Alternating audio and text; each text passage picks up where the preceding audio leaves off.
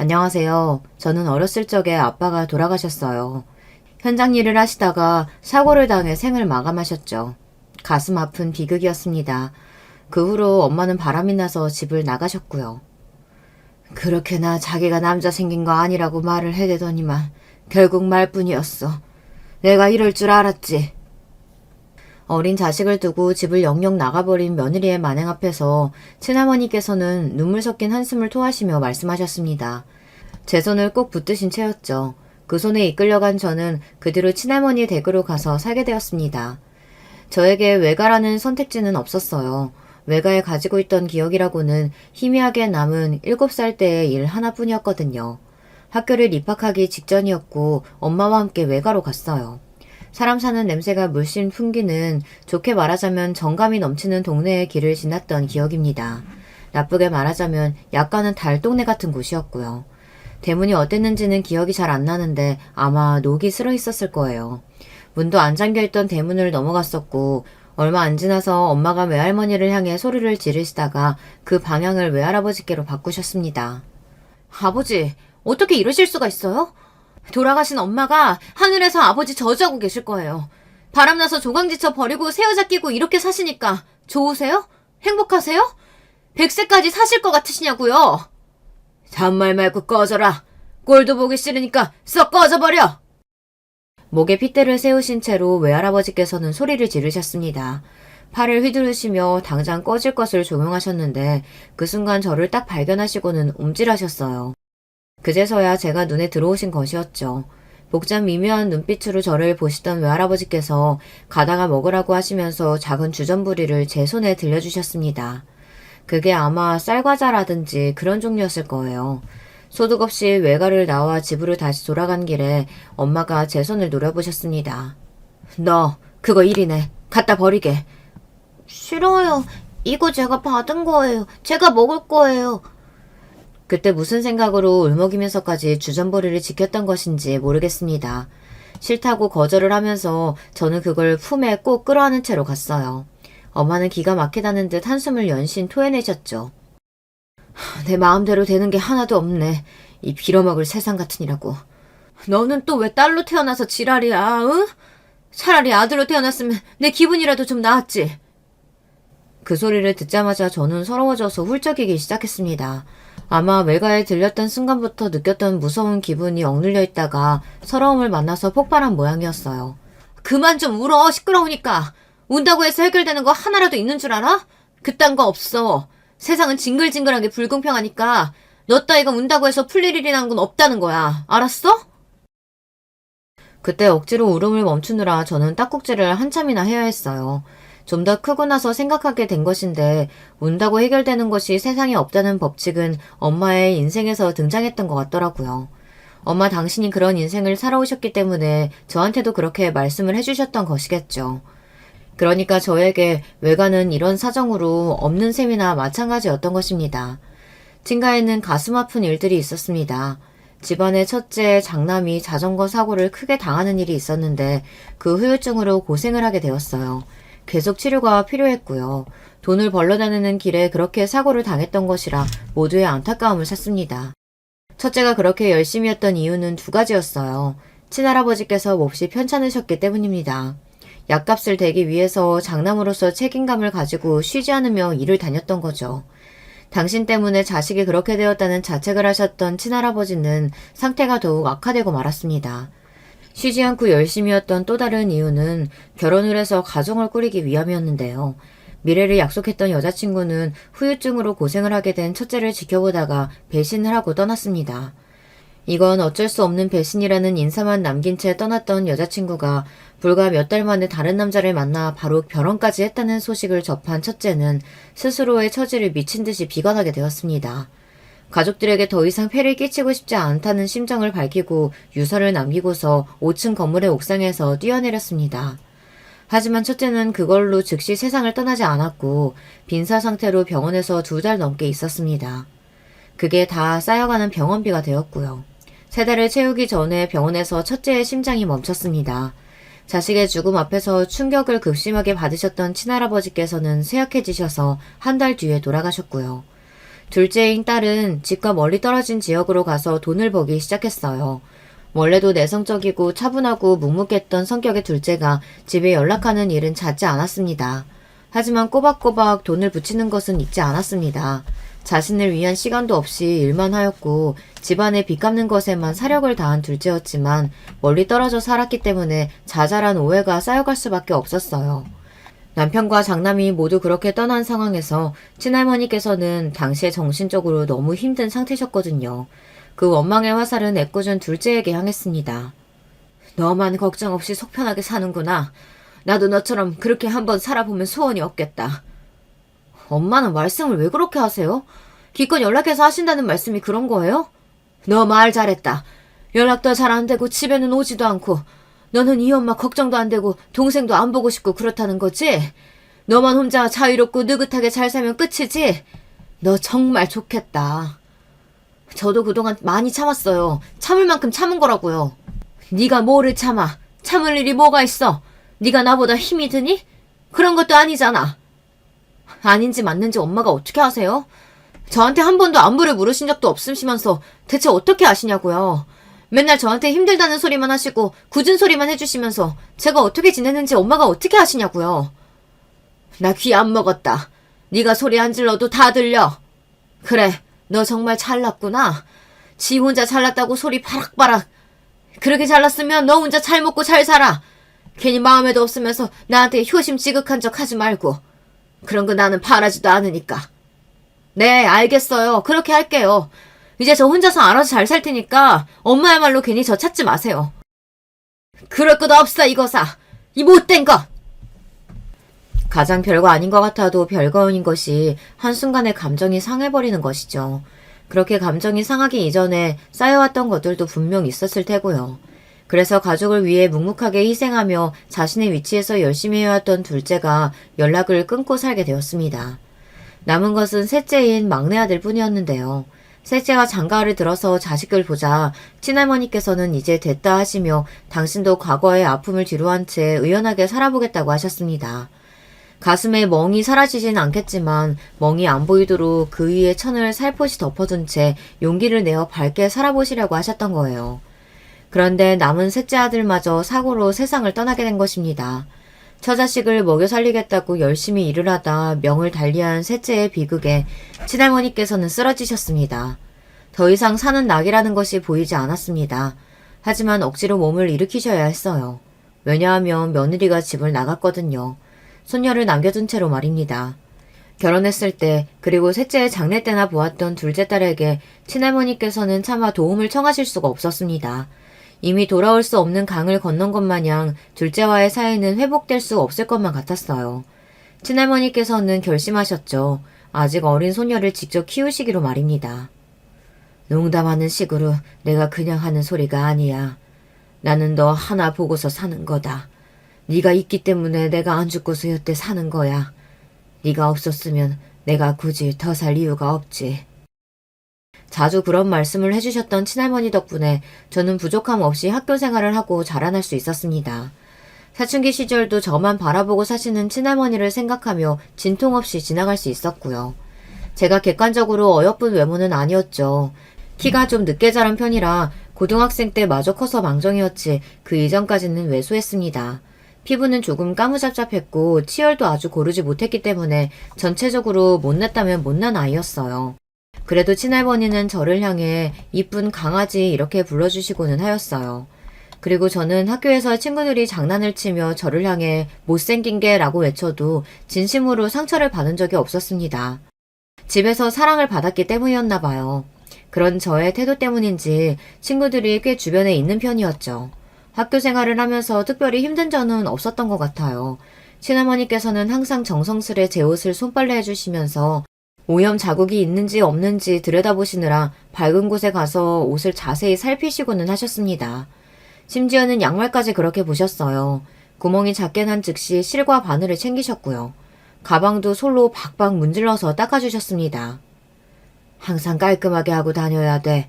안 그러면 부모 없는 애라고 사람들이 흉 본다. 그 마음을 알았기에 저는 감사한 마음으로 학교 생활을 하였습니다. 부모님 없이 친할머니 손에서 자라며 공부한 아이가 명문학교에 턱턱 합격할 수 있었다면 참 멋졌을 텐데요. 그런 일은 뉴스에서나 훈훈한 소식으로 소개가 되는 모양이었습니다. 안타깝게도 제가 공부로 두각을 나타내는 일은 없었죠. 그러나 취업률이 굉장히 높아서 인지도가 좋은 편이었던 전문대에 입학을 해냈고 그것도 일부 장학금 지원을 받았습니다. 친할머니께서는 제가 자랑스럽다고 해주셨어요.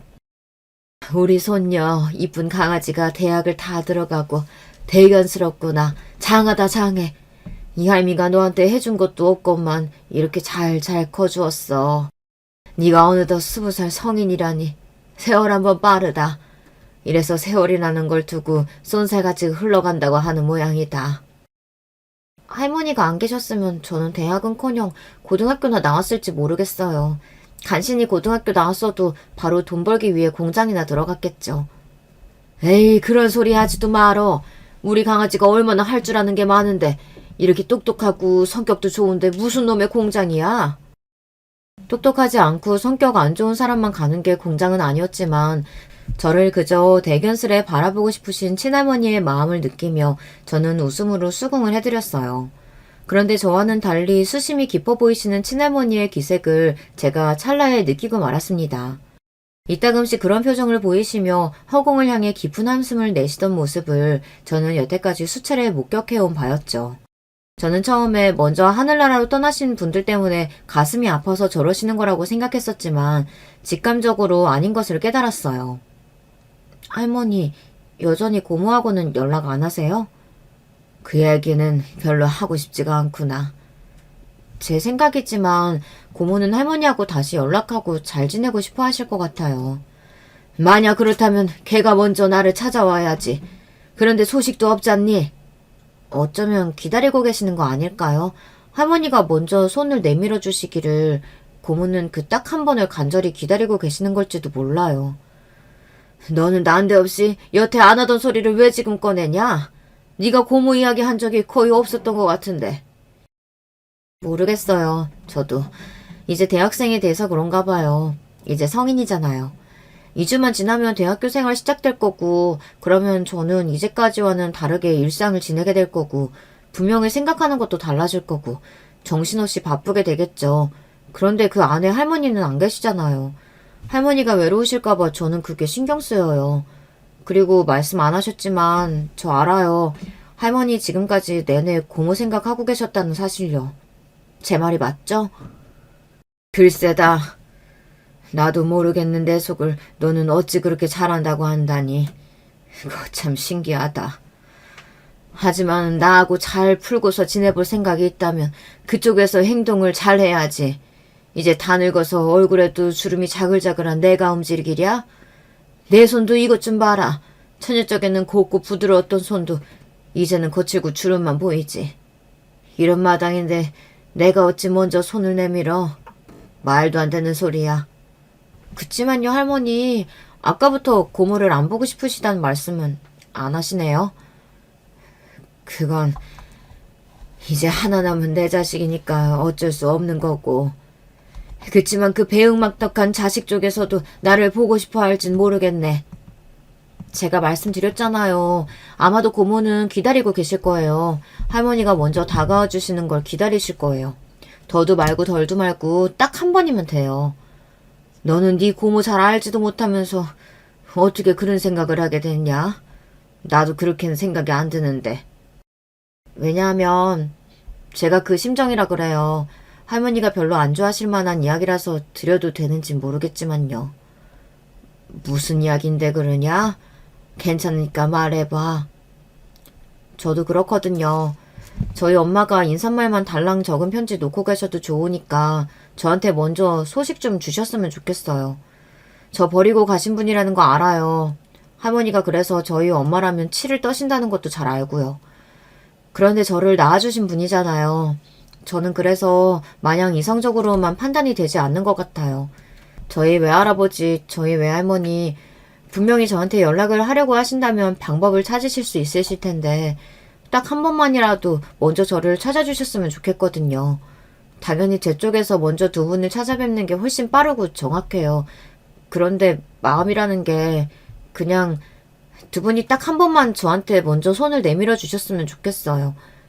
그래서 두 분께 이런저런 외가의 이야기 많이 들어보고 싶어요. 부질없는 제 바람이에요. 죄송해요. 할머니 앞에서 이런 얘기나 늘어놓고.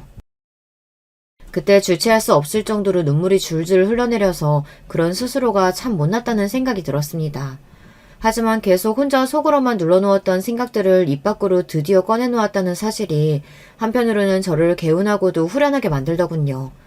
저는 왠지 혼날 수도 있겠다 생각을 했는데 친할머니께서는 착잡한 표정을 지으셨을 뿐 별 말씀을 안 하셨어요.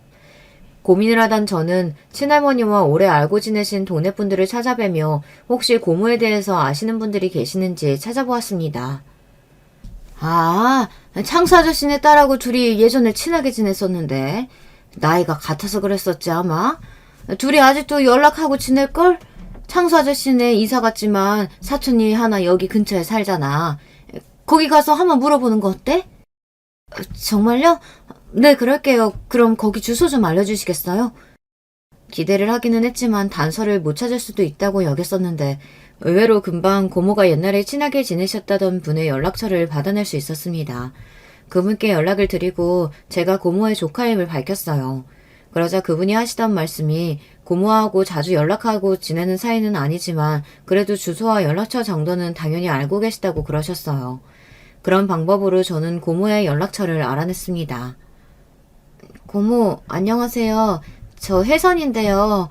혹시 저를 모르실 수도 있지만 혜선이? 네가 정말 혜선이니? 내 조카 혜선이? 네, 맞아요. 제가 고모 조카 혜선이 맞아요. 어머, 세상에 목소리만 들어도 네가 벌써 다 컸구나. 고등학생이던가? 이번에 고등학교 졸업했어요. 이제 대학교 들어가요. 아, 그랬구나. 벌써 네가 대학에 갈 나이였어. 그런데 나한테 웬 연락이니? 그보다 내 연락처는 어떻게 알았어? 그 순간 망설임이 따랐으나 여기까지 일을 벌였으니 어쩔 수 없다는 생각이 들었어요. 그래서 저는 그만 친할머니께서 고모를 너무나도 보고 싶어 하시는데 먼저 연락하는 걸 민망해 하셔서 제가 대신 나서게 되었다는 거짓말을 하고 말았습니다. 지금의 저에게 그렇게 하라고 누가 시킨다면 절대 못할 것 같아요. 당시였으니까, 고작 20살짜리였으니까 그런 대범함을 발휘할 수 있었던 것이죠. 정말이니? 할머니가 나를 보고 싶어 하신다고? 네, 제가 대학을 집에서 좀 떨어진 곳으로 가게 돼서요. 이제 할머니가 혼자 지내실 텐데 그게 걱정도 되고, 그래서 저도 고모가 다시 할머니하고 잘 지내셨으면 좋겠다는 생각이 들었어요. 할머니는 건강하시니? 어디 특별히 편찮으신 곳은 따로 없고? 잘 지내세요. 그런데 한쪽 무릎이 좀 안 좋으셔서 거기가 쑤시고 불편하다는 말씀은 종종 하시는 것 같아요. 무릎 때문에 앉고 일어서는 걸 빨리 못 하세요.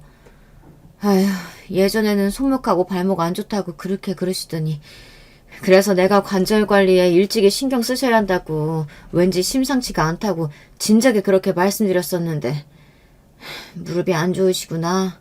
내가 그럴 줄 알았어. 고모가 보이신 반응에 저는 즉시 안심이 되었어요. 저의 지레짐작이 맞았던 겁니다. 고모는 언제든지 친할머니와 다시 잘 지내보실 마음이 있었던 거예요. 대학에 입학한 첫날 저는 대학교 건물 구경을 시켜드리고 싶다 하면서 친할머니와 함께 갔습니다. 그리고 도착한 대학교에는 고모가 기다리고 계셨죠. 옆에는 고모부도 계셨습니다. 눈썰미가 좋으신지 바로 이쪽을 발견하셨고 정중하게 인사를 먼저 주셨습니다. 이게 어떻게 된 일이냐? 설마 네가 꾸며낸 짓이야? 이런 괘씸한... 당황하신 친할머니께서는 저를 바라보셨으나 재빨리 저는 한 번만 봐달라며 애교스럽게 간절한 눈빛을 쏘았습니다. 그러는 사이 고모가 가까이 다가오셨고 눈물이 그렁그렁 하신 채로 할머니를 향해 말씀하셨어요. 다 내려놓고 진심만 가지고서 말씀드리자면 전부 제 자존심 때문이었어요. 고작 자존심 하나 때문에 지난 세월 일부러 엄마한테서 등 돌리고 살았습니다. 제 잘못이에요. 죄송해요. 그러자 놀랍게도 친할머니께서 제가 부축을 해드리며 끼고 있었던 팔짱을 푸시고는 고모에게 한 발짝 다가가 손을 잡아주셨습니다. 너는 잘못이 없어. 내가 못나서 그랬다. 남편의 아들 둘까지 다 잃었는데 너 하나 잘 사는 게 솔직히 싫었다. 우리 집은 남자들만 죄다 제명에 못 살고 죽을 팔자였나 싶었어.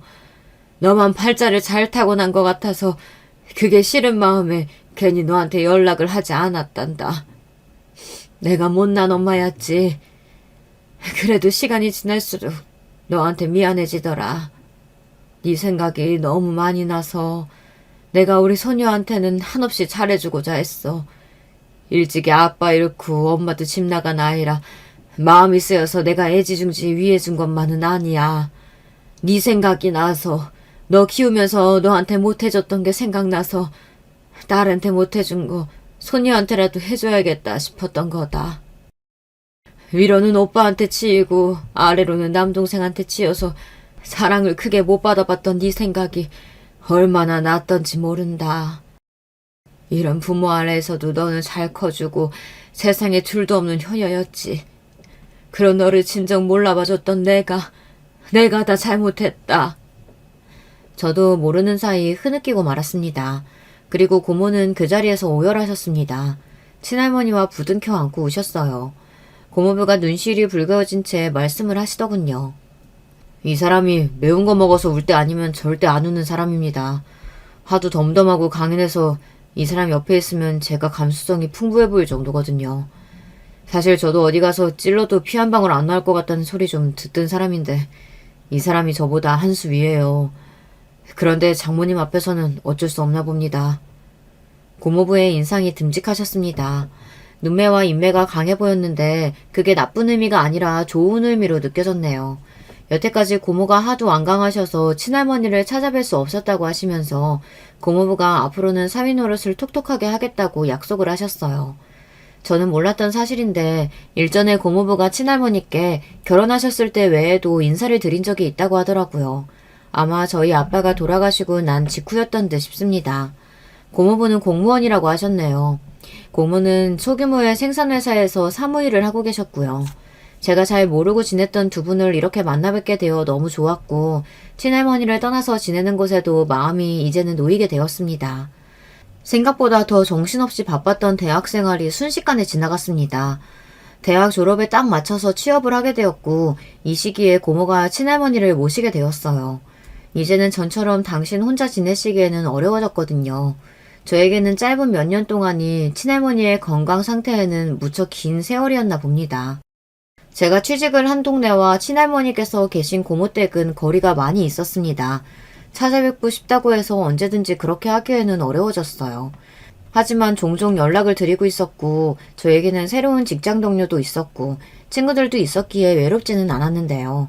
이상하게 가슴 한구석이 계속해서 허한 이유는 엄마라는 이름의 빈자리가 있었기 때문이었습니다. 그런데 제가 갑작스러운 연락을 받게 되었어요.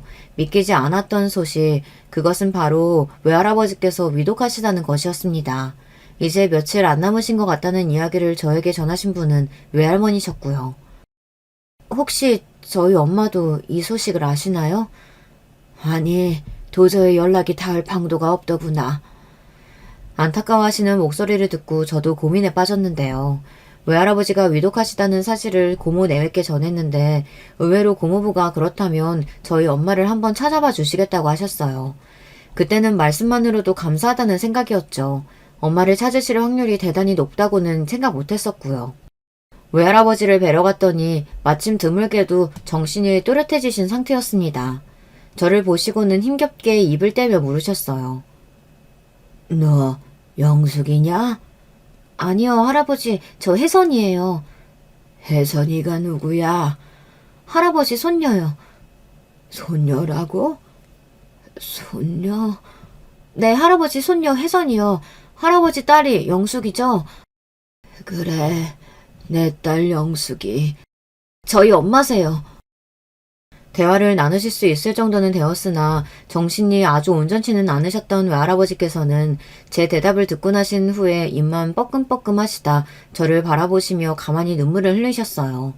그 모습에 저도 갑자기 눈물이 확 터져나와서 혼났습니다. 그 어느 때보다도 엄마가 간절해졌는데 놀라운 소식이 들려왔어요. 고모부가 연락을 주셨는데 엄마의 연락처를 알아내셨다고 그랬습니다. 확실히 맞는지 확인을 하시고자 전화를 걸었고 상황을 다 엄마에게 알려주셨다네요. 그런데 엄마가 가만히 듣기만 하시더니 말씀도 없이 전화를 끊으셨다고 합니다. 그 이후로는 전화를 걸어도 안 받으셨다고 하고요. 저는 고모부가 알려주신 엄마의 연락처를 한참이나 바라봤습니다. 너무 떨려서 어떻게 해야 할지 모르겠더라고요. 망설임 끝에 전화를 걸어보았으나 허무하게도 엄마는 받지 않으셨습니다. 고개를 떨구고 있던 저에게 놀라운 반전이 일어난 건 몇 시간 후의 일이었어요. 엄마가 오셨습니다. 화장까지 곱게 하시고 옷도 꽤 차려입으신 모습이었어요. 영숙이 왔냐? 네, 아버지. 아버지의 망할 딸년 영숙이 왔어요. 이제 엄마 곁으로 가시려나 보네요. 그런데 엄마 볼 낯은 있으시고요? 오랜만에 뵙는 엄마의 모습에 저는 얼떨떨해서 가만히 있었습니다. 그런데 외할머니께서 나서셨어요. 이제는 너도 알아야지. 뭘요? 그나저나 아주 정정해 보이시네요. 사람 눈에 피눈물 나게 만들었으면서 죄 짓고 못 산다는 말도 다 옛말인가 봐요. 네 엄마 화병 걸려서 그래서 아파서 죽었다고 너는 알고 있겠지만 사실은 그게 아니야. 바람나서 너 버리고 집 나갔는데 알고 보니까 상대 놈이 유부남이었던 게다. 온갖 사탕 발린 가머니설에 속았던 것을 깨닫고서 수치스러워하던 네 엄마는 스스로 목숨 끊었다. 네가 바람난 여자의 딸이라고 하면 손가락질 받고 오해받을까봐, 그리고 네가 상처받을까봐 여태까지 진실을 숨겨온 것이었어. 무슨 말도 안 되는 소리라고 있어요? 웃기시네. 전부 거짓말이죠? 그렇죠, 아버지. 듣고 계세요? 놀라운 사실 앞에서 저는 하마터면 비명을 지를 뻔했습니다. 어떻게 그런 전말이 있었던 것인지 믿기지 않는 건 엄마도 마찬가지이신 모양이에요. 그러나 외할아버지께서 고뇌가 가득 담긴 표정을 지으시더니 눈물이 흐르는 눈을 감으시고 한숨을 내쉬는 걸 보며 엄마는 당신이 들으신 내용이 진실이라는 걸 깨달으셨습니다. 외할아버지께서 돌아가신 것은 바로 그 다음 날이었어요. 하필 그때 감기가 심하게 드셨는지 잘 낫지 않아서 입원까지 하셨던 친할머니께서는 조문을 오지 못하셨고요. 고모와 고모부는 오셨는데 엄마와 마주쳤을 때 그저 조용히 목내만 오갔습니다. 엄마와 저는 따로 자리를 가지고 대화를 나눌 수 있었어요. 저는 여전히 제 앞에 엄마가 계시다는 것이 실감이 나지 않는 상태였죠. 외모가 저와 닮았다는 생각이 들었습니다. 제 고모부가 능력이 아주 좋으신 분 같다는 말씀으로 이야기 보따리를 풀기 시작하셨던 엄마는 당신의 몸 상태가 썩 좋지 않다는 걸 알려주셔서 저를 놀라게 하셨죠. 알고 보니 재작년에 암투병 중에 한 차례 죽음의 고비를 넘기셨다고 해요. 그 후로 조심하게 살고 계시는 중이라고 하셨고요. 일부러 초췌한 모습을 감추기 위해서 짙게 화장을 하시고 옷도 신경 써서 입으신 뒤에 등장을 하셨던 거였어요. 아버지가 천수를 못 누리고 그렇게 가시는 걸 보니 내가 아픈 게 이제 보니 가족력인 것 같네. 참 분하다. 근데 엄마의 감춰진 이야기를 듣고 나니까 바람도 물려받은 건가 싶어서 이건 참 심란하다. 엄마는 저녁 하늘을 올려다보며 말씀을 잇고 계셨어요. 저는 그런 엄마를 계속 바라보고 있었죠. 지금이 아니라면 다시는 이렇게 마음껏 제 눈에 담을 수 없다는 것을 본능적으로 알았던 것 같습니다. 혜선아, 너는 내가 싫겠지, 밉겠지. 바람나서 집이나 나간 책임감 없는 엄마니까. 하지만 나는 이미 네 아빠하고 사별한 뒤였잖아. 바람이라는 오명은 좀 억울하네. 자식 버리고 떠난 죽일년이라는 손가락질은 받아도 싸지만. 엄마한테는 엄마의 인생이 있는 거잖아요. 그때는 지금보다 더 젊으셨잖아요. 아직 인생이 한창으로 여겨지셨을 테죠. 이해해요. 내내 하늘만 올려다보고 계셨던 엄마가 그제서야 저를 바라보셨어요. 그리고는 가만히 눈물을 흘리셨습니다. 너는 확실히 나를 안 닮았구나. 네 아빠를 닮았어. 나를 닮았으면 이해심이 이렇게 좋지는 못했을 거야. 혜선아, 나는 그렇게 오래오래 살진 못할 것 같다. 엄마, 앞으로 연락하고 지내면 안 돼요? 그러고 싶지 않아. 미안해. 대신에 내가 죽으면 쥐뿔 얼마 안 되는 재산이라도 전부 네 앞으로 될 거다. 나 죽으면 그때서야 나를 보러 와줬으면 해. 엄마를 다시 만나는 상상을 지금까지 제가 얼마나 많이 해봤는 줄 아세요? 엄마를 만나게 되면 저한테 무슨 말씀을 해주실까 궁금했는데 겨우 죽으면 보러 오라는 소리를 해주시는 건가요? 그러면 혜선이 너는 날 만나면 무슨 말을 하고 싶었는데? 궁금한 걸 여쭤보고 싶었죠. 저를 버리고 떠난 엄마의 인생이 행복했는지 그걸 여쭤볼 생각이었어요. 저의 대답에 엄마가 울컥하셨는지 입을 틀어막으셨다가 얼른 호흡을 가다듬으셨습니다. 자식 새끼 버리고 떠난 엄마가 어떻게 잘 살 수 있었겠니? 세상이 그 정도로 정의가 없지는 않더라. 그런데 내 인생에서 가장 잘한 게 있다면 결혼 같아. 사람들이 흔히 떠들어대는 대로 결혼이 인생의 전환점이 되어주기는 하더라. 네 아빠는 꽤 괜찮은 사람이었어. 그러니까 너같이 괜찮은 딸도 내가 얻었지. 혜선아, 지금 너한테 해줄 말이 생겼는데 좋은 놈 만나가지고 행복하게 가정 꾸려서 거지 같았던 옛 기억들 다 잊어버려. 그리고 네 자식에게 네가 좋은 부모가 돼줘. 가정을 꾸리고 사는 제 모습을 엄마가 봐주실 계획은 없는지 여쭙고 싶었으나 이미 돌아올 대답을 알 것만 같아서 저는 그때 울음을 삼키고 있었습니다. 아, 그리고 절대로 바람 피우는 새끼는 만나지 마. 그 점을 네가 알고서 만나지는 않겠지만 바람 피우는 놈인 걸 알고 나면 용서는 하지 마라. 그거 절대로 못 고친다. 우습지만 바람 피우는 유전자를 암만 해도 갖고 태어난 것 같은 장본인은 내가 하는 소리니까 꼭 새겨들어. 눈물이 그렁그렁하신 채로 제 앞에서 당부를 남겨주셨던 엄마를 저는 그날 이후로 만날 수가 없었습니다. 정말로 저와 연락을 따로 안 하고 지내셨거든요. 그렇게 하기를 원하셨어요. 엄마가 돌아가신 건 외할아버지의 장례식 이후로 거의 1년 정도 지났을 때였습니다. 옛날에 부친상을 겪은 것이 있어서 이제는 모친상까지 겪게 되었다며 친할머니께서는 제가 불쌍하다고 하셨습니다. 배우자와 자식 둘을 앞세우신 친할머니의 슬픔이 저의 슬픔에 비할까 싶어서 저는 왠지 조심스럽고 애절한 마음이 들었던 것 같아요. 엄마는 저에게 6천만 원이 조금 넘는 재산을 물려주고 떠나셨습니다. 제가 부모로부터 받을 것이 있다는 자식이었단 점이 감사하게 느껴졌습니다. 할머니, 저는 괜찮아요. 엄마가 이렇게 가셔서 기분이 너무 이상하고 허무하지만 어차피 계속 같이 산 것도 아니었잖아요. 따지고 보면 저는 인생에서 엄마와 함께 있던 시간이 그리 길지도 않았죠. 태어나고 나서 몇 년간의 일은 너무 어렸으니까 아예 기억도 못하고요. 그렇다고 하더라도 이 세상에 그 사람이 있는 것과 없는 건 하늘과 땅 차이야. 이 세상에 없다면 앞으로는 영원히 만날 수 없는 거잖니. 우리 이쁜이 강아지가 얼마나 애처롭게 됐는지. 할머니, 제가 그렇게 안 돼 보이신다면 할머니가 오래오래 살아주셔야 돼요. 제가 비록 지금은 할머니를 자주 뵈면서 지내지는 못하고 있지만 이 세상에 할머니가 계신다는 것만으로도 저는 위안을 받으니까요. 할머니가 저한테는 사실 아빠고 엄마이기도 해요. 아시죠? 아유, 요 기특한 것이 말도 예쁘게 잘하지. 우리 이쁜이 강아지를 대체 어느 복받은 남자가 채워갈까 싶네. 필시 전생에 공덕을 많이 쌓았던 남자일 거다.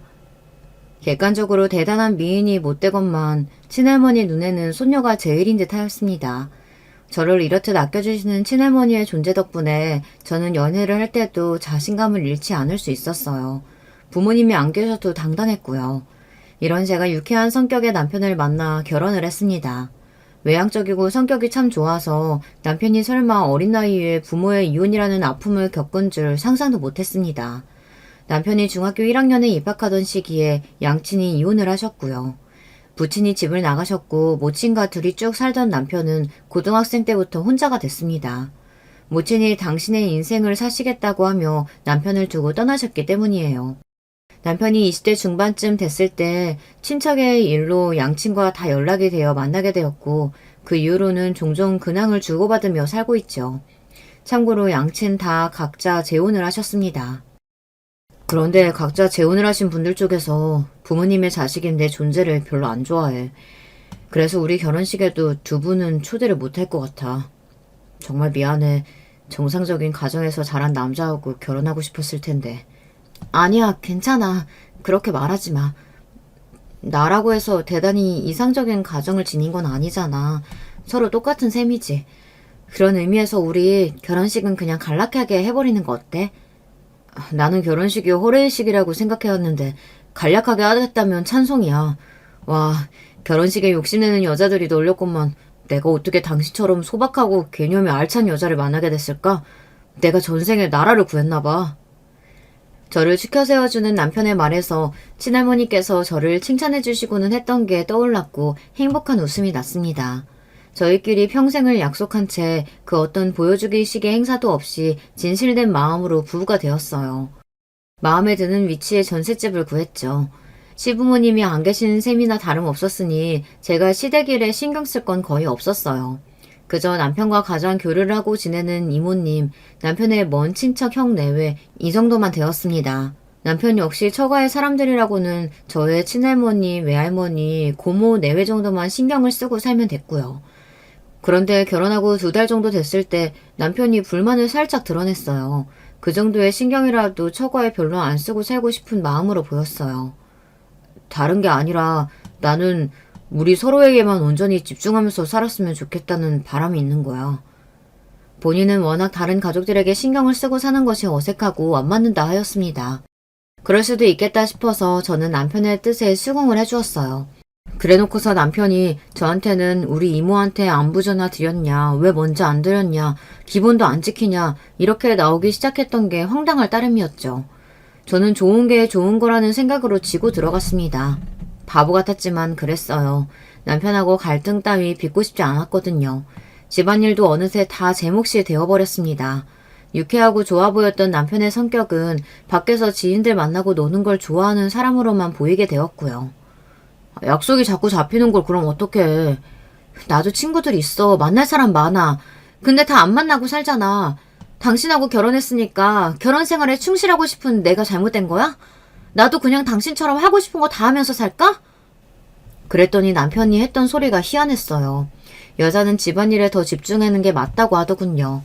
본인은 양친의 안 좋은 모습만 보며 자랐기 때문에 가정적인 여자에 대한 기대와 환상이 있다며 제가 본인을 맞춰주기를 바랬어요. 가정사에 이모저모가 많았던 저였기 때문에 남편을 맞춰줬습니다. 그런데 돌아온 결과는 남편의 바람이었어요. 집안 정리를 하다가 남편이 여자 귀걸이를 사놓은 걸 봤습니다. 저는 그게 다가오는 결혼 1주년 선물이라고 생각했었죠. 하지만 기념일에 남편은 퇴근길에 샀다면서 장미꽃 한 송이를 내밀었어요.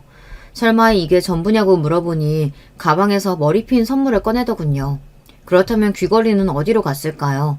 아무래도 느낌이 안 좋아서 남편이 잘 때 휴대폰을 몰래 봤더니 웬 여자하고 시시석거리며 문자를 나눈 게 보였습니다. 당장 남편에게 따졌고요. 그냥 친구야. 마음 잘 맞는 사이일 뿐이라고. 절대 당신이 생각하는 그런 거 아니야. 끈적거리는 거 전혀 없어. 나는 오히려 억울하고 기분 나쁘네. 왜 내가 의심을 받아야 하고 이렇게 취조를 당해야 돼? 남편은 길길이 날뛰면서 적반하장으로 나왔습니다. 친한 사람의 성별이 여자라는 이유로 의심을 받는 건 구시대적인 일이라고 하며 저를 시대착오적인 사람으로 몰아가기 시작했어요.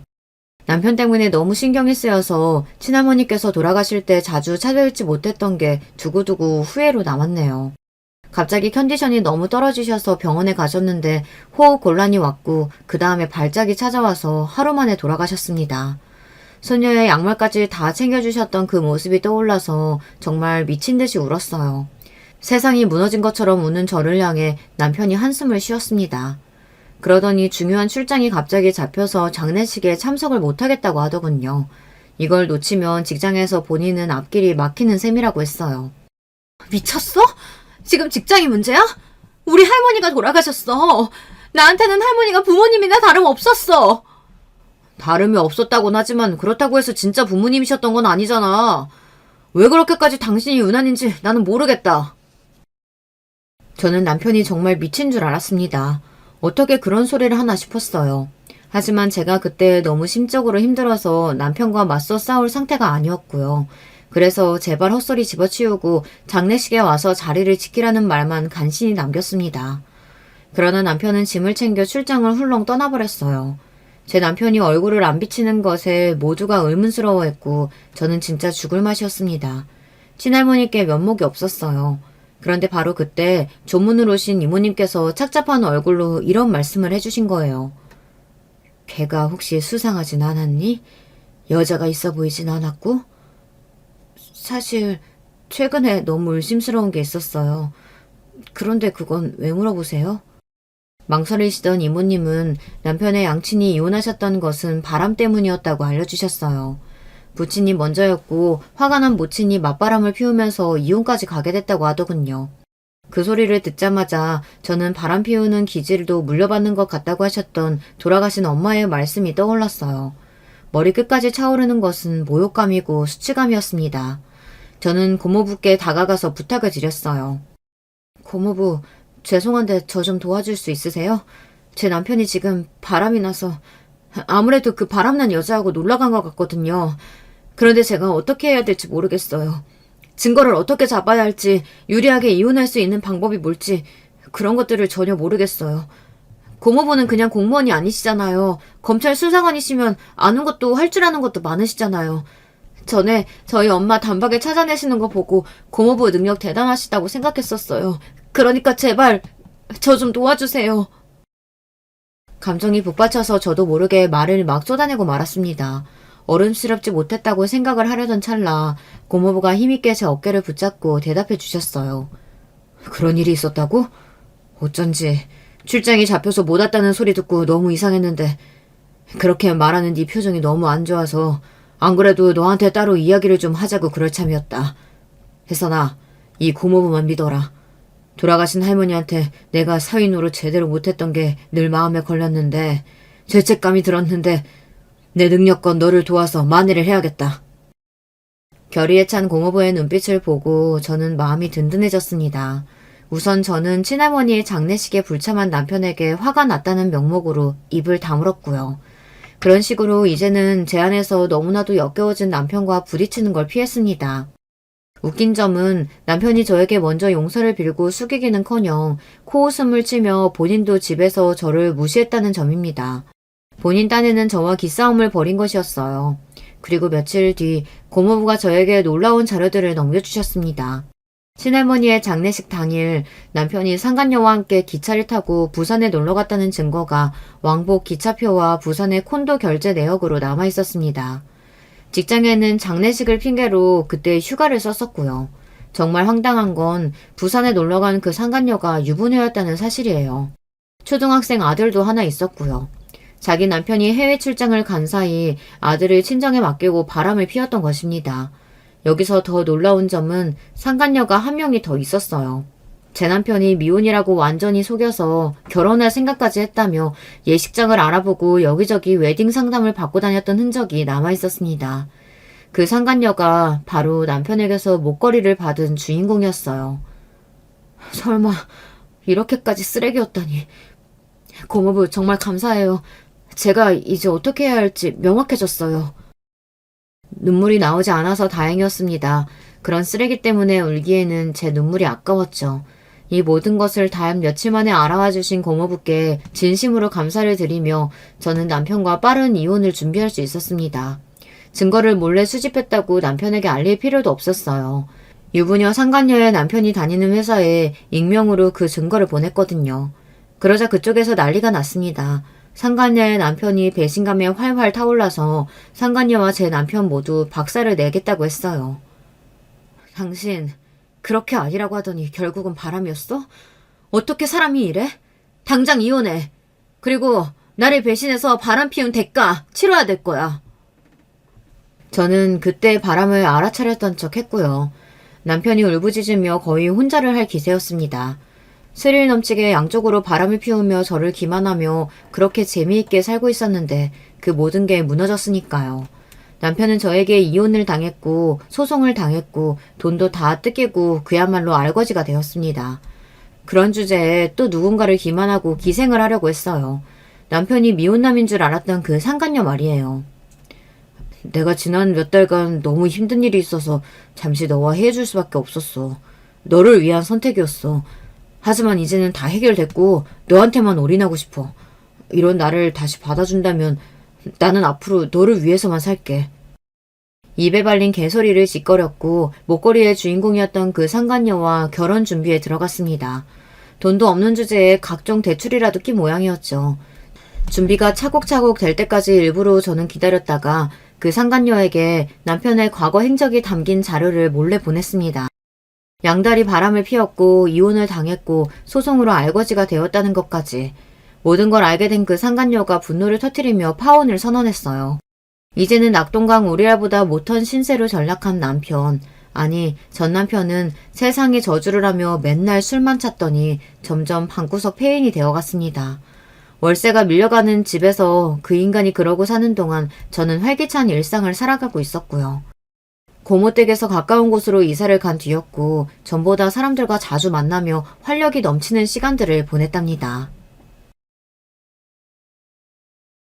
안녕하세요. 저는 30대 후반 주부입니다. 얼마 전까지는 예쁜 딸을 얻을 희망에 부풀어 아기 용품도 사놓고 아기 방도 꾸미는 등 행복한 생활을 했었는데요. 그러던 제가 하루아침에 뱃속 아기를 잃고 말았습니다. 이 기막힌 사연 한번 들어보시겠어요? 저는 어려서부터 밥을 잘 안 먹어서 부모님을 걱정시켰어요. 제가 태어났을 땐 굉장히 우량하였는데 엄마 젖이 좋아서 점점 살이 쪘습니다. 그래서 우리 엄마는 제가 딸이고 계속 잘 먹이면 소화비만이 되지 않을까 걱정을 하셨다는데요. 그 걱정이 무색하게 제가 4살 때부터는 끼니 때마다 밥 먹이기 힘들 정도로 엄마가 밥숟가락 들고 저를 쫓아다니셨대요. 그래서 결혼 전까지 150이 안 되는 키에 40kg같이 안 되는 몸매를 유지하면서 지내고 있었습니다. 부모님은 걱정이 돼서 제 키를 어떻게든 키우고 살도 찌게 해보려고 좋다는 한약이며 영양제 등등 안 먹여본 게 없으셨지만 저는 어찌된 일인지 먹는 대로 살려가기는커녕 배탈이 나는 효율이 나쁜 몸이 되고 말았습니다. 그런데 남편은 그런 저와 반대로 아주 키도 크고 몸집이 좋아요. 게다가 운동을 해서 근육도 보기 좋게 많은 편입니다. 그런 정반대의 체격을 가진 우리가 어떻게 만났는지 궁금하지 않으세요? 저와 남편은 처음 입사한 직장의 동료로 만났습니다. 남편은 직장 내에서 등산 동호회 리더였어요. 같은 과는 아니었지만 키가 커서 어디서든 눈에 띄는 외모였습니다. 게다가 얼굴도 웬만큼 연예인 뺨칠 정도로 훈남이었고요. 처음 입사해서 선배들과 함께 회식을 하게 됐는데 거기서 남편 얼굴을 보고 저는 첫눈에 그에게 반해버렸습니다. 지금은 저보다 남편이 더 절 좋아하는 것 같긴 하지만요. 남편은 제가 세상에서 제일 귀엽고 사랑스럽다고 하는 아내 바보입니다. 저는 아직도 남편이 제 어디가 좋아서 저와 결혼했는지 모르겠단 말을 자주 하는데요. 그도 그럴 게 남편은 사내에서 인기인이었고 저는 눈에 안 띄는 소위 말해 아싸였거든요. 그래도 처음부터 제가 남편을 좋다고 따라다닌 건 아니었어요. 그냥 속으로만 끙끙 앓고 있었죠. 그러다 같은 과의 동료 여직원이 제 남편이 등산 동호회라는 걸 알려주더라고요. 저는 당장 등산 동호회에 가입했습니다. 하지만 문제는 제 체력이었습니다. 제가 다른 사람들보다 금방 지치거든요. 근육도 별로 없고 먹는 양도 적으니 당연히 그럴 수밖에 없죠. 그래도 이를 악물고 남편 보겠다는 일념 하나만으로 주말마다 힘들게 등산을 다녔습니다. 처음에 남편은 저한테 관심이 없었어요. 그도 그럴 게 일행준 맨 끝으로 헉헉거리면서 겨우 산을 오르는 키 작은 여자에게 누가 눈길을 주겠어요. 나중에 결혼하고 나서 남편이 그러더라고요. 그때는 저런 체격으로 한 달이나 버틸까 했었다고요.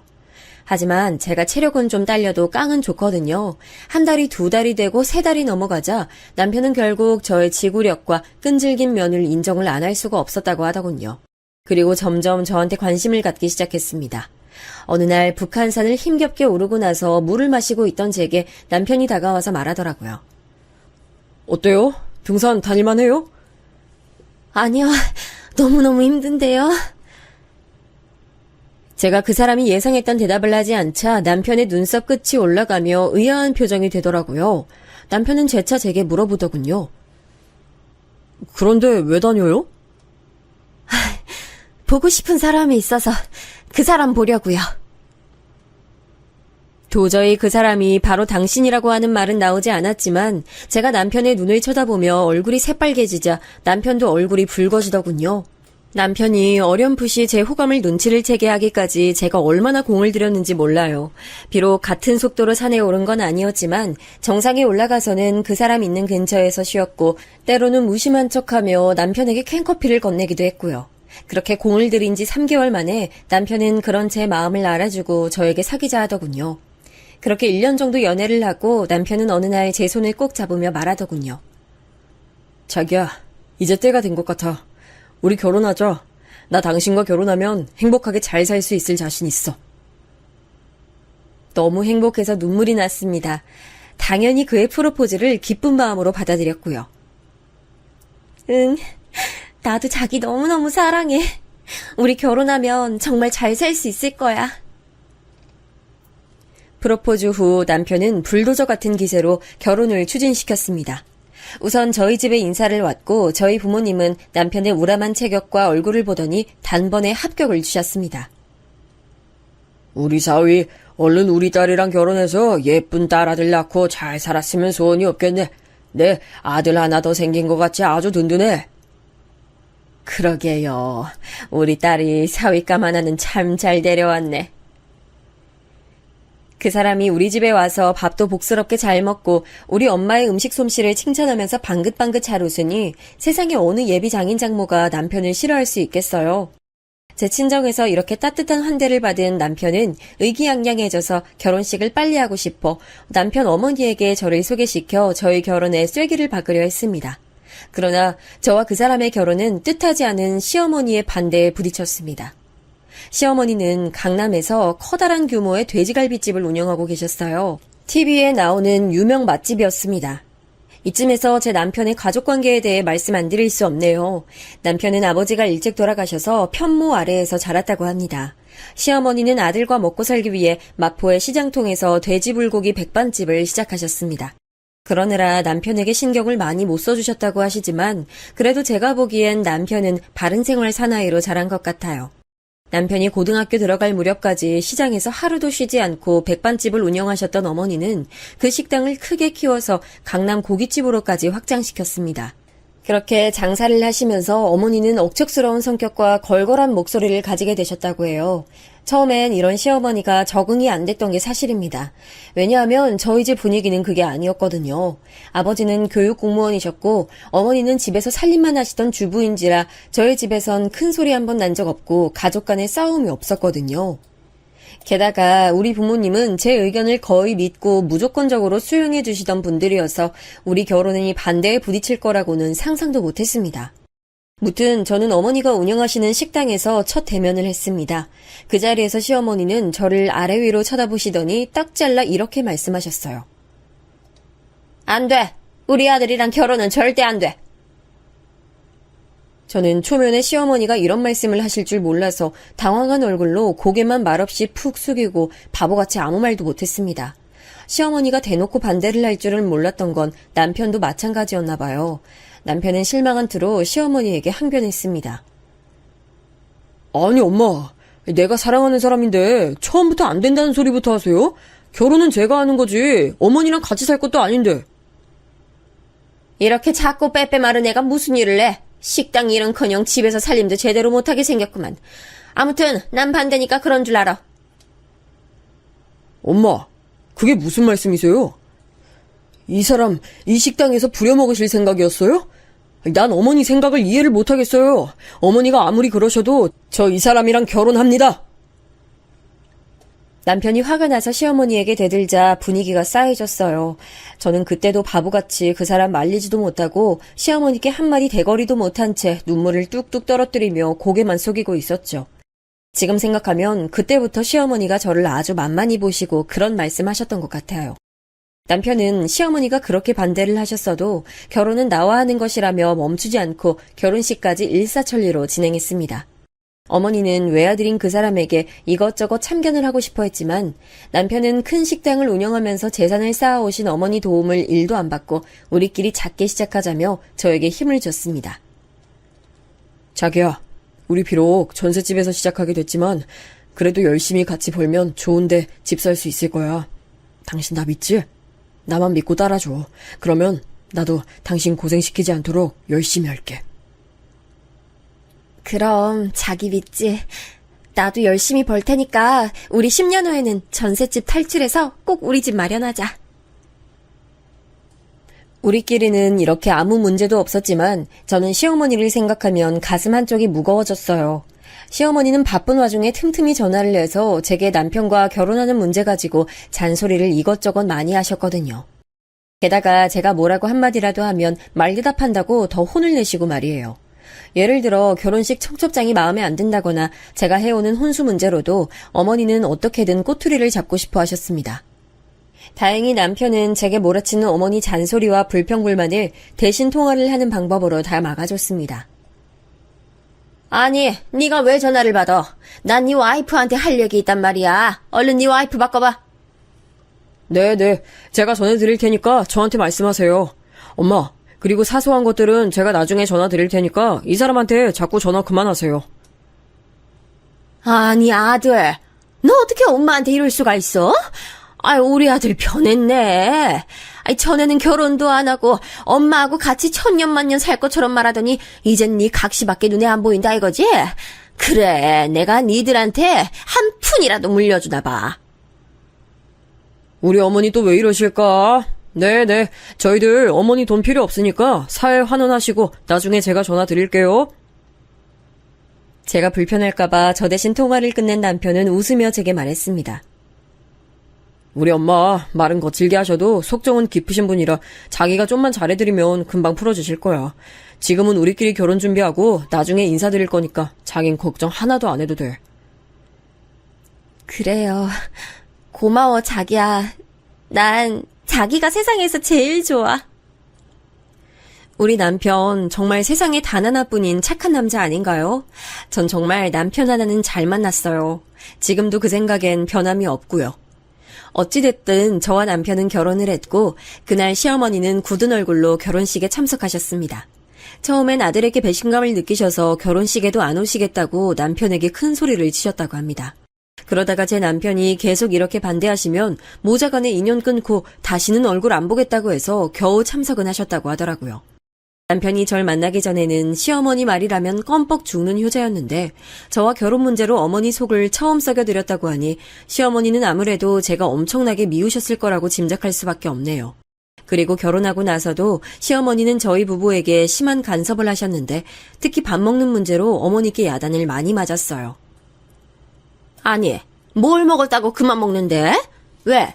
네가 좋아하지 않는 시애미가 해준 반찬이라고 맛이 없어 안 먹는 거야? 그게 아니고요, 어머니. 제가 원래 많이 안 먹어요. 잘 체해서요. 이봐, 이러니 내가 너희들 결혼할 때 계속 반대한 거야. 잘 먹어야 살도 좀 찌고 건강해지지. 그래야 손자도 수월하게 잘 낳을 거 아니야? 아유, 내가 너를 끝까지 반대를 했어야 하는 건데 내 아들이 날 안 보겠다고 하니 어쩔 수 없이 허락했지 뭐야. 너 말고 다른 여자친구들도 있었는데. 어머니. 이렇게 제 속을 긁는 말씀을 아무렇지도 않게 하셨습니다. 그러면 저는 기가 죽어서 안 그래도 없던 밥맛이 더 떨어졌어요. 제가 더 이상 숟가락을 들지도 못하고 고개를 숙이고 있자 옆에 있던 남편이 얼른 제 편을 들어줬습니다. 아이, 진짜 엄마 그만 좀 하세요. 이 사람 안 그래도 예민한데 계속 이렇게 압박 주시면 더 건강 안 좋아져요. 시댁에 와서 밥을 먹을 때마다 벌어지는 풍경입니다. 저희 부모님도 어렸을 때 이후론 제게 밥 갖고 잔소리 안 하시는데 시어머니가 너무 집요하게 그런 부분을 물고 늘어지듯 이야기하시니 저는 시댁에 오는 게 많이 불편해졌습니다. 거기다가 결혼한 지 1년도 안 됐는데 그렇게 아이 안 갖냐고 잔소리를 하시는 거예요. 저도 아기 갖고 싶죠. 그렇지만 안 생기는걸요. 제 맘대로 안 되는 일이니 어떻게 하겠어요. 저는 생리 주기도 일정치 않고 굉장히 양도 적었어요.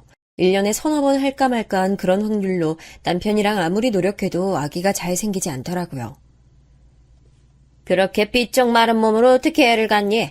시애미니가 하는 말 새겨들어. 밥을 많이 먹어야 할 일도 제대로 하고 애도 잘 낳는 거야. 어머니, 그 말씀은 알겠는데 제가 일부러 안 갖는 것도 아닌데 어쩌겠어요. 저도 아이 갖고 싶어서 산부인과 부지런히 다녀요. 제가 이렇게 말하면 어머니는 또 한숨을 길게 내쉬면서 뭔가를 불쑥 내밀었습니다. 그런데 그게 녹용이니 인삼이든 한약이니 하는 것이었죠. 어떻게든 먹어보려고 해도 그게 너무 싫었어요. 벌써 몇 첩이나 먹은 건데 또 쉬지도 않고 약을 먹으라고 하시니 어느 날은 제가 폭발할 수밖에 없더라고요. 그런데다 시어머니는 꼭 이런 말을 덧붙이셨습니다. 세상에 이런 시어머니가 어딨냐? 다 너 위에서 다려온 거니까 고맙게 생각하고 먹어. 이번엔 정말 애 잘 들어서는 약이라 하니까 이거 먹고 얼른 아들 하나라도 낳아. 둘이면 더 좋지만 네 몸 가지고는 하나도 감지덕지지. 참 말씀 얄밉게 하시는 데는 선수입니다. 친정에서 배운 거 없다는 말 듣기 싫어서 어머니가 아무리 상처 주는 말씀을 하셔도 참고 또 참았어요. 그날은 남편도 출장 가고 없는데 시어머니가 갑자기 저희 집에 찾아와서는 저녁을 차리라고 하시는 거예요. 그래서 불편함을 꾹 참고 밥을 차려드렸는데 이런 일들이 생기니 저는 도저히 참을 수가 없었습니다. 어머니, 무슨 말씀 하시는 거예요? 제발 이제 그만 좀 하세요. 제가 어머니 등살에 더 아기가 안 생기는 것 같아요. 저 버릇없는 말번세 좀 봐. 시애미한테 이젠 하다 대드니? 아이 그런 되먹지 못한 짓거리들은 어디서 배워먹었어? 저는 입을 꼭 닫고 식탁에서 벌떡 일어나 침대방으로 들어갔습니다. 그리고 이불을 머리끝까지 뒤집어 쓰고 어머니가 하신 못된 말들을 잊어보려고 노력했지만 그날의 깊은 빡침은 제 평생 잊혀지지 않을 것 같아요. 제 바람이 무색하게 결혼한 지 7년이 지나도록 아기는 생기지 않았습니다. 결혼 전엔 마른 몸이었어도 건강하게 잘 살고 있다고 자부했는데 시어머니에게 이렇게 괴롭힘을 받으니 더 건강에 자신이 없어졌습니다. 결국 산부인과에서 시험관 아기를 시도했습니다. 배란 유도 주사를 맞기 위해선 연차를 내야 할 정도로 괴로웠어요. 배가 너무 아팠고 하루 종일 울렁거려서 뭘 못 먹을 때가 많았습니다. 그러고서도 아무 보람도 없이 생리를 시작할 때는 정말 죽고 싶을 정도로 괴로웠죠. 또 안 생기는 달이 된 거였으니까요. 눈물이 저절로 차올랐고 그날은 어김없이 남편에게 화풀이를 하는 날이었습니다. 자기야, 나 정말 너무 화가 나. 우리 사주에 애는 없는 걸까? 어머니 때문에도 너무 괴로워. 저렇게 기다리시는데 난 어머니 기대에 못 미치는 것 같아서 두려워. 차라리 우리 애 없이 살면 안 돼? 나 너무 힘들어. 여보가 어머니한테 얘기 좀 해줘, 응? 그래, 내가 어머니한테 우리 집 모시지 말라고 할게. 내가 잘못했어. 그러니까 울지 마, 제발. 아무 잘못도 없는 남편은 그런 제 마음을 위로하고 이해해줬습니다. 제 철없는 불만에도 그저 남편은 말없이 제 등을 쓸어주며 가만히 안아주는 것으로 서운함을 달랬고 저를 위로했습니다. 그러던 어느 날 갑자기 헛구역질이 나면서 어지러운 기분이 든 저는 얼른 임신 테스트기를 해봤죠. 조마조마하게 결과를 기다렸는데 처음엔 잘 안 보이던 두 줄이 점점 진해지는 게 아니겠어요? 임신이었습니다. 너무나도 기다리던 소식이었기에 저는 제일 먼저 남편에게 문자를 냈죠. 여보, 우리 아기 생겼어. 이렇게 하고 뒤에 바로 두 줄이 선명한 테스트기 사진을 찍어 보내니 남편이 득달같이 전화를 하더라고요. 정말이야? 이게 꿈은 아니지? 나 아까 볼 꼬집어보고 다 했는데 아팠어. 정말 우리 아기 생긴 거지? 남편의 말 맞다나 정말 꿈만 같았습니다. 그래도 저는 신중하게 생각해야 했습니다. 이 아기를 잘 지키지 못하면 저도 남편도 또 한 번 큰 실망을 겪을 것이었기 때문이에요. 그래서 당분간 아기 가진 걸 비밀로 하기로 했죠. 저희 부모님도 제가 아기 때문에 힘들어하는 걸 많이 안타까워하셨기 때문에 그분들에게도 실망을 안겨드리기 싫었거든요. 그리고 다른 이유로 시어머니께도 당분간 비밀로 하기로 했습니다. 어머니가 아시면 또 무슨 꼬투리를 잡을지 모르니까요. 아니면 보약을 먹으라고 하실 수도 있고요. 저는 임신 초기의 증상, 즉 어지러움과 입덧이 제일 힘들었지만 이까지 것들은 기쁜 마음으로 겪어낼 수 있었어요. 우리 아기만 무사히 잘 자라준다면 저는 제가 어떻게 되든 상관없었거든요. 저는 매일 자기 전에 제가 믿는 하나님에게 항상 기도하고 잤습니다. 제발 이번만은 성공적으로 아기가 자궁에 잘 자라주기를 바라는 마음에서였죠. 제 기도가 통했는지 아기는 무사히 저의 뱃속에서 4개월을 넘겼습니다. 제가 살이 없어서 그런 건지 몰라도 배만 볼록 나온 모양으로 우리 아기는 산부인과에 갈 때마다 제 뱃속에서 건강하게 자라고 있었습니다. 저는 임신 초기 가장 몸이 힘들 때 한 달 정도 휴가를 몰아섰었어요. 직장 상사에게는 남편이 이야기를 미리 해줬습니다. 상사도 제가 아기를 오랫동안 기다려왔고 시험관 결과가 안 좋을 때마다 상심하는 걸 알고 있어서 이번엔 아이를 꼭 건강히 잘 키워내길 바란다며 다행히 산전 휴가를 허락해줬죠. 어느덧 저는 임신 중기로 접어들었고 병원에서 넌지시 물어본 결과 분홍색 옷을 준비하라는 간호사 말도 들었습니다. 저는 뱃속 아기가 딸이라서 너무 좋았어요. 남편 역시 저 닮은 딸이 나오면 너무 기쁠 것 같다고 같이 기뻐해줬죠.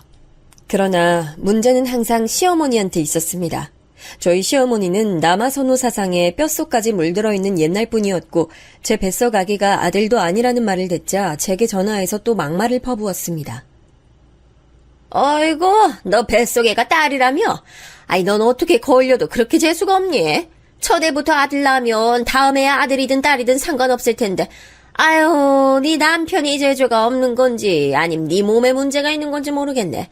내가 아는 다른 집 며느리들은 애도 쉽게 잘들 낳더구만. 너는 첫 단추부터 잘못돼서 어떡하냐? 어머니, 딸이 어때서요? 저하고 남편은 딸이라 더 좋다고 했는데요.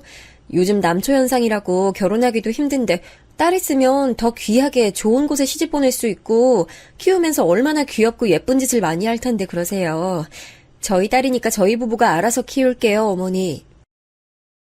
어머니의 한마디에 저는 아들 못 낳은 죄인이 된 것 같아 확 기분이 상했죠. 그래서 저는 평소에 못하고 놀러왔던 말들을 이참에 어머니께 시원하게 다 해버리고 나서 전화를 끊었습니다. 그리고 그날은 또 우리 남편이 제 화풀이를 다 받아줘야만 했죠. 그래도 남편은 제 편을 들어줬습니다. 자기야, 걱정하지 마. 엄마가 뭐라고 하든 난 우리 딸 아주 예쁘게 잘 키울 거야. 그러니까 자기는 우리 딸 뱃속에서 무사히 10달 채우고 나오게만 해줘. 그 다음은 내가 다 할게. 알았지? 따뜻한 남편의 위로에 저는 어머니에게 서운했던 마음도 눈 녹듯이 사라지는 것을 느꼈습니다. 정말 결혼 잘하지 않았나요? 어디 이런 남편이 있겠어요? 임신 6개월이 거의 지날 무렵 저는 어머니 전화를 받았습니다. 몸이 좀 무거워서 주말에 집에 누워있는데 말이죠. 저는 또 어머니가 뭐라고 말씀하실까 두려운 마음으로 전화를 받았습니다. 새아기냐? 내가 좀 부탁할 일이 있는데.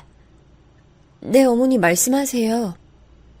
오늘 일하기로 한 옆편 내가 안 나와서 그러는데 너 오늘 하루만 우리 식당으로 좀 나와.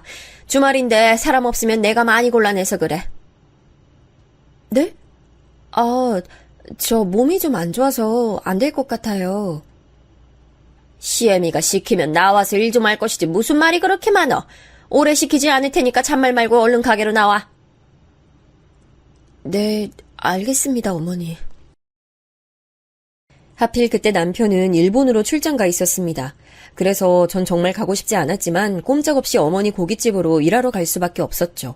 지금 생각하면 그때 강하게 거절을 했어야 하는데 제가 너무 바보 같았다고 생각해요. 어머니 식당은 유명 맛집이다 보니 주말마다 몰려드는 손님으로 정신이 하나도 없었어요. 그래서 직원이 한 사람만 빠져도 그 빈자리가 클 수밖에 없었습니다. 저는 배가 나왔다는 이유로 서빙을 시키지 않고 설거지 파트에 배정됐습니다. 시어머니는 손수 제게 앞치마를 메어주시더니 웃는 얼굴로 말씀하셨어요. 지금 아침 10시니까 저녁 6시나 7시까지만 하면 돼. 어머니, 너무 힘들 것 같은데요. 저 죄송하지만 못할 것 같아요. 제가 임신 중인데. 저는 아침부터 좀 어지럽고 다시 입덧이라도 온 듯이 기운이 쭉 빠져서 아무것도 못 먹고 누워 있었던 터라 도저히 서서 설거지를 할 수 있을 것 같지가 않았어요. 그렇지만 시어머니는 막무가내로 고집을 부리셨습니다.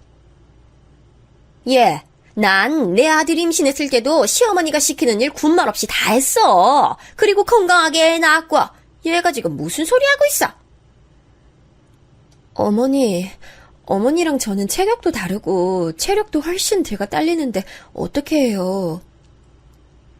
나도 너 몸 무거운 거 다 봐서 알고 이해하는데 나도 일주일 전에 허리 디스크 수술해서 오래 서 있을 수가 없어. 그니까 그냥 할 만큼만 해, 그럼. 시어머니는 그렇게 제가 일을 안 할 수 없게 만들어버리시고는 주방을 떠났습니다. 어쩔 수 없이 저는 앞치마를 두르고 서서 설거지를 시작했습니다. 처음 한두 시간은 그래도 버틸만 했는데 점심시간이 되자 설거지거리가 물밀듯 밀려 들어오는 거 아니겠어요? 밖에서도 다들 눈코 뜰 새 없이 바쁜 상황이라 아무 말도 못하고 저는 저녁 5시까지 한 번도 제대로 쉬지도 못하고 계속 설거지를 했어요. 손이 덜덜 떨리고 다리는 후들거렸습니다. 한마디로 몸 상태가 말이 아니었죠. 그래도 꾹 참고 설거지를 했습니다. 겨우 5시가 지나서 제가 집에 가려고 앞치마를 벗었는데 시어머니가 들어오시더니 청천벽력 같은 소리를 하시는 게 아니겠어요? 예, 아직 안 끝났어. 주방 안에서만 설거지를 해야 하는 줄 알아? 밖에 불판도 한가득인데 얼른 나가봐. 너무 기가 막혀서 어머니께 말대꾸를 하고 말았어요. 5시까지만 하라고 하셨잖아요. 그리고 저 임산부예요. 쪼그리고 앉아서 불판 닦는 거 너무 힘들어서 못해요, 어머니. 뭐?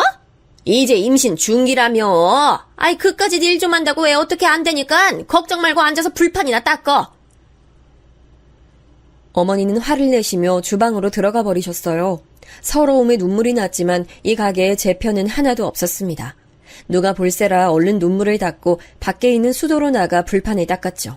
그렇게 저녁 10시까지 12시간 동안 어머니께 잡혀서 설거지를 하다가 그만 저는 그 자리에서 기절을 했습니다. 점심시간이 지나 겨우 한 번 자리에 앉아 늦은 점심을 먹은 후부터는 한 번도 앉아서 쉬지 못했거든요. 게다가 쪼그려 앉아 불판 닦는 일은 보통 사람들도 힘든 일인데 임신 중이었던 저한텐 너무 무리였어요. 마침 숯불을 가지러 밖에 나왔던 젊은 직원이 쓰러진 절 보고 놀라 119를 불렀고 저는 그대로 응급실에 실려갔습니다. 나중에 한 사실이지만 그때 아기는 이미 제 뱃속에서 숨을 쉬지 못하고 있었다더군요. 제가 깨어난 곳은 병원이었습니다. 산부인과 병원 입원실에 누워 영문을 모르고 있는 제게 남편이 울며 말하더군요. 자기야, 미안해. 우리 아기 사산됐대. 이게 다 엄마 때문이야. 정말 미안해. 남편 말을 듣자마자 주체할 수 없는 눈물이 흘렀습니다. 아닌 게 아니라 제 볼록 나왔었던 배는 납작해져 있었고 눈을 감으면 느껴지던 아기의 태동은 더 이상 느껴지지 않았어요. 저는 이 사달을 만들어낸 어머니에게 당장 따지고 싶었습니다. 그러나 어머니는 제 곁에 있지도 않았어요. 보이지 않자 핏발이 선 벌건 눈으로 애꿎은 남편에게 따졌습니다. 우리 아기 어딨어? 우리 아기 살려내. 자기가 살려내. 내가 그날 어머니 식당 가지 않았으면 우리 아기 지금도 살아있었겠지? 어디 계셔? 나 어머니한테 할 말 있어. 이렇게 넘어갈 수 없어. 남편은 제 옆에서 눈물을 흘리며 제가 가슴을 주먹으로 툭툭 때려도 아무 말 없었습니다. 그러다 저를 와락 안고 울부짖었죠. 내가 어머니께 대신 따질게. 내 잘못이야.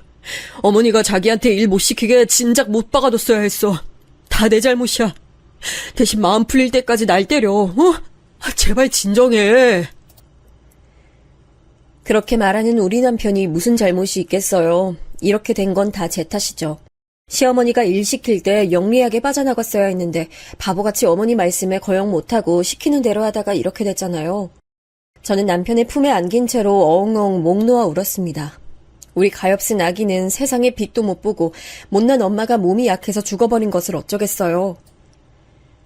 그때 바로 시어머니가 제 병실로 들어왔습니다. 이 모든 일의 원흉인 어머니를 뚫어져라 노려보았죠. 그런데 어머니는 이 사달을 낸 원인이 본인에게 있다는 것도 모르셨나 봐요.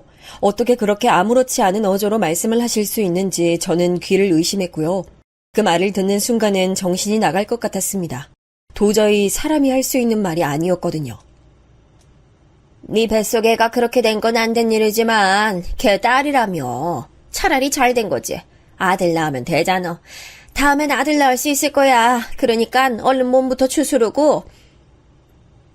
너무 충격받아서 넋이 나가 멍하니 있었고 남편은 화가 머리끝까지 난 것 같았어요. 남편은 의자에서 벌떡 일어나 시어머니에게 소리쳤습니다. 엄마, 그게 할 소리야? 누구 때문에 이렇게 됐는데? 엄마가 이 사람 설거지하라고 부르지만 않았어도 이런 일 안 생겼을 거예요. 근데 뭐? 우리 아기가 딸이라서 죽어도 괜찮다고? 무슨 말이야 그게? 엄마 정말 너무 무서운 사람이네요. 엄마한테 너무 실망이야. 뭐? 얘가 넌 내 아들인데 도대체 누구 편을 드는 거야? 그까짓 애기야. 다음에 또. 시어머니가 말을 마치기도 전에 남편이 시어머니의 뺨을 짝소리가 나도록 때리는 것이었어요. 남편 돌발 행동에 너무 놀라 얼어붙었습니다. 제 앞에선 어머니 편을 안 들었지만 사실 남편은 알아주는 효자였거든요. 홀어머니에다 외아들이라고 하는 포지션은 어쩔 수 없이 자기 엄마에게 약한 법이잖아요. 시어머니도 그런 아들을 믿고 저한테 막대하시는 그런 부분도 꽤 있었을 거라고 생각했어요. 그런데 시어머니는 제 앞에서 남편이 어머니를 때리자 너무 기가 막혀서 그대로 굳어 계시다가 갑자기 악을 쓰기 시작했어요. 아니, 이놈이 결혼하더니 지 옆에 애한테 아주 못된 물만 들어가지고서는 너 이런 애 아니었잖아. 어쩌다가 이렇게 된 거야? 시어머니는 아들 등짝을 마구 때리면서 고래고래 소리를 질렀죠. 그러나 남편은 의연하고 냉정한 목소리로 어머니에게 말했습니다. 어머니, 이제 저희 일에 간섭 마세요. 어머니랑 인연 끊을 거니까 그렇게 하시고요. 이 사람 어머니 등살이 얼마나 힘들어했는지 아세요? 오늘 우리 아기 잃은 것도 다 어머니 때문인데 미안하단 사과는 못하실 망정 뭐라고요? 잘 됐다고요? 그게 사람이 할 소리입니까? 뭐라고? 아이고, 내가 아들을 헛 키웠네. 내 아들이라고 키워놨더니 말하는 꼬라지 좀 봐, 이놈의 새끼. 어디서 배워먹은 버르장머리야? 아니지, 저 기집애 때문이지. 전현이 꼬리쳐서 널 홀린 거야. 전현이 애미한테도 반항하라고 가르친 거 아니야? 시어머니가 저를 매도하고 나쁜 며느리로 몰아가자 저도 더 이상 참을 수가 없어서 어머니에게 있는 힘껏 소리쳤습니다. 제가 남편을 홀리다니요. 어머니, 무슨 말씀을 그렇게 하세요? 제가 남편한테 무슨 꼬리를 쳤다고 그러세요. 지금 어머니가 저한테 막말하신 거잖아요. 그래서 이 사람이 화가 난 거죠. 정말 어머니가 무슨 잘못을 하신 줄 모르시는 거예요? 아니, 이것들이 어디. 넌 뭘 잘한 게 있다고 시어머니한테 눈을 똑바로 뜨고 바락바락 대들어. 그리고 내 아들, 솔직히 너 만나기 전엔 그런 효자가 없었어. 네가 다 나쁜 물 들여서 그런 거 맞지 뭐. 내가 없는 소리를 난 것도 아니고. 애도 그래. 네가 평소에 건강했으면 그깟 일 좀 하루 한다고 애가 어떻게 되겠어? 내 말 틀려? 본인 잘못은 생각도 안 하시고 너무나 당당한 어머니 말투에 저는 말문이 막혀 더 이상 대꾸조차 할 수 없었습니다. 남편은 더 이상 대들진 않고 시어머니가 때리는 대로 가만히 맞고만 있었죠. 하지만 제게는 어머니의 매서운 손길이 닿지 않게 저를 보호하고 있었어요. 그리고 제가 아기를 잃은 슬픔과 억울함에 눈물을 흘리고 있는 동안에 남편은 저 대신 어머니에게 시원하게 사이다처럼 반박해줬습니다. 시어머니는 자기 편이라 믿었던 아들에게 배신당하자 불같이 화를 내시곤 병실을 나가버리셨어요. 마음 한구석에선 아직도 어머니가 너무나 미웠지만 저는 저 때문에 남편과 어머니 사이가 완전히 갈라질 것 같은 두려움에 조심스럽게 남편에게 말했습니다. 그래도 당신 어머니인데 다음에 오시면 잘못했다고 빌어요. 나 때문에 어머니랑 사이 나빠지면 그것도 문제잖아. 아무리 내가 어머니 때문에 아기를 잃었지만 그래도 당신 어머니잖아. 평생 어머니 안 보고 살 수도 없는 일이고.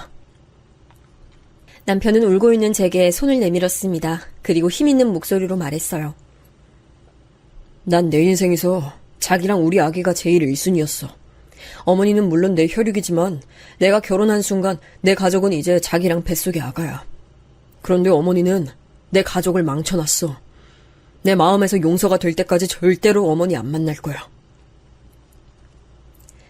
저는 그날 남편 얼굴을 잊을 수가 없습니다. 누구보다 저를 위해서 그리고 우리 아기를 위해 어머니에게 대신 화를 내주고 어머니의 괴롭힘으로부터 저를 지켜준 남편에게 지금도 고마움과 든든함을 느껴요.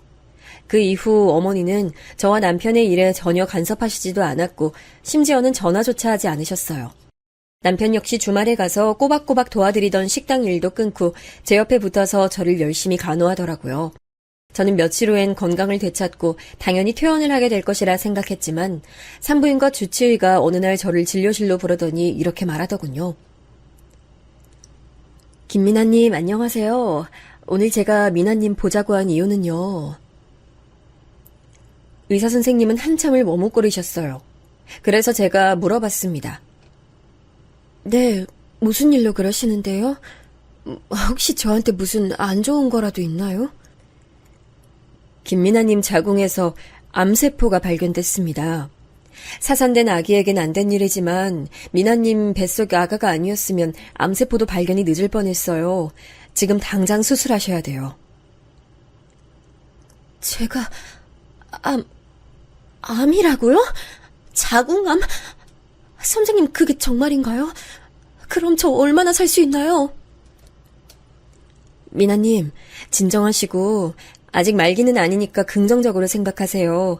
요즘은 3기여도 수술만 잘 되면 완치 가능성이 있으니까 모든 가능성은 열어두고 치료 시작하시죠.